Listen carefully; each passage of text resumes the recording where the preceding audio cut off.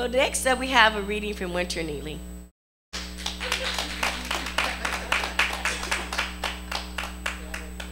So I'm actually just gonna talk because I like to talk. I just want to share a little bit about what God has been doing in my life lately. So it's not so much a testimony. It's just for the past about a year, I've been like trying to get my car fixed, and so my car is like a big deal because it gets me everywhere. Don't really live that close to here anymore. And anyway, my engine light's been on for like a year, guys. And I went to this mechanic that Crystal recommended, and I went to the wrong person. So let that be noted.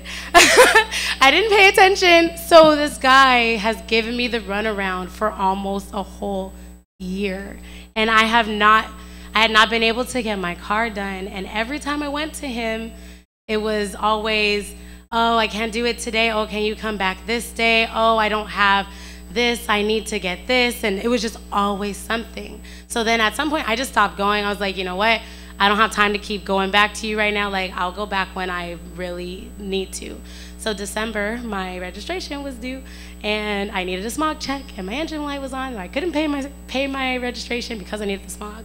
So I went back to him. I called him, actually, and I said, hey, I really need this done. My registration is due. I need a smog.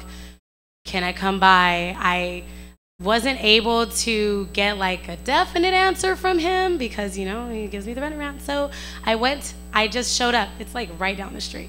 I just showed up, and he looked at my car. He was like, oh yeah, let me look and see what it was that we needed for your car again. And I'm like really good at giving people the benefit of the doubt. I don't speak up, especially as it comes to me. I will speak up for my child. I will speak up for other people, but when it comes to me, I will give people the benefit of the doubt over and over again so that until it like really actually ends up hurting me. And I was like, okay, maybe he just forgot. Maybe he misplaced the part. I don't know, but I'm not paying for it again. So he didn't have the part. He had to look it up again. He ran it again. And it turns out I needed now 2 sensors replaced on my car.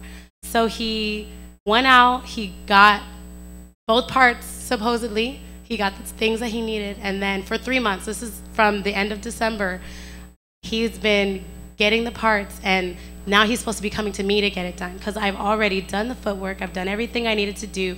I keep going to him. He's not available. He's not able to do it. Okay, no, it's fine. I'll come to you. I'm moving my shop anyway. So now moving his shop has become his priority, and I've been put on the back burner. But I'm not hearing that, oh, you know what, I'm not going to be able to do it this day or during this time period. It's just, you know what, I'll do it this day, but then he just doesn't show up. Or there's an excuse for why he couldn't do it, instead of just being straightforward with me in the beginning and saying, you know what, I'm not going to be able to do it this week. Can we arrange for a Saturday? And you just come, because clearly coming to me just wasn't working out. Long story short, I know. Well, I'm gonna try. So he came, we scheduled an appointment. He was supposed to come to me 2 weeks ago to my job and do it. And it was already scheduled. I talked to him that morning. He said, yeah, I'm gonna be there. He never showed up. I waited until like an hour after the time he was supposed to be there, and I called him. He did not answer the phone. I texted him. He did not respond to me. And then I didn't hear from him until the next day. And I was like, look, I'm done. I'm like, and it's really sad that it took me that long to get to this point, but I really had to talk to him in this way. And this is not my personality, but I feel like God is trying to tell me, you know what, you need to be more firm with people, and you need to speak up for yourself. Not so much in a way where I'm being rude, but I really feel like God is trying to take me out of my comfort zone and really speak up for myself, because I allow people to walk all over me.